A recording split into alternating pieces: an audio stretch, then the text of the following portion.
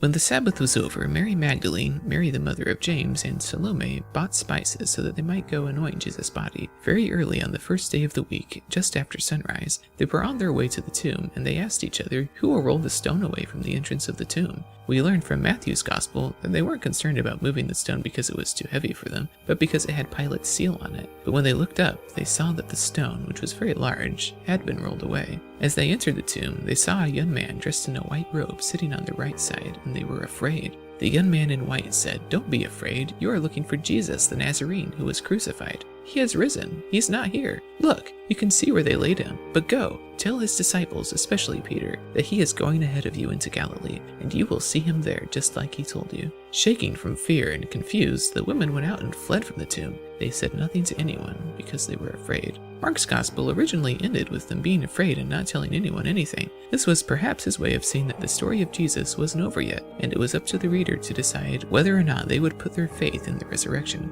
However, later members of the church apparently thought Mark's Gospel was a bit too open-ended and needed more closure, so they added to it details taken from the other three canonical Gospels to help clean up Mark's rather abrupt and confusing ending. They came up with both a short ending and a longer ending for Mark. The short version sums things up this way: "Then they quickly reported all these instructions to those around Peter. After this, Jesus himself also sent out through them from east to west the sacred and imperishable proclamation of eternal salvation. Amen." The longer version takes details from the other Gospels and the book of Acts. Pulling from Matthew and John, the book describes Jesus appearing to Mary Magdalene, who is now described as someone whom Jesus healed from possession by 7 demons. She then tells the other disciples what she saw, but no one believes her. Pulling from Luke, Jesus then appears in a different form to 2 unnamed disciples. They too are disbelieved when they tell what they saw. And pulling from Matthew, Luke, and John, Jesus then appears at dinner to all the remaining 11 apostles. He rebukes them for not believing the earlier reports of his resurrection and gives them instructions to go and preach his message to all creation. Those who believe and are baptized will be saved, but unbelievers will be condemned. Pulling from Acts, Jesus then states that believers will speak in new tongues. They will also be able to handle snakes, be immune from any poison they might happen to drink, and will be able to heal the sick. And then finally, pulling from both Luke and Acts, Jesus is then taken up into heaven, where he sits at the right hand of God.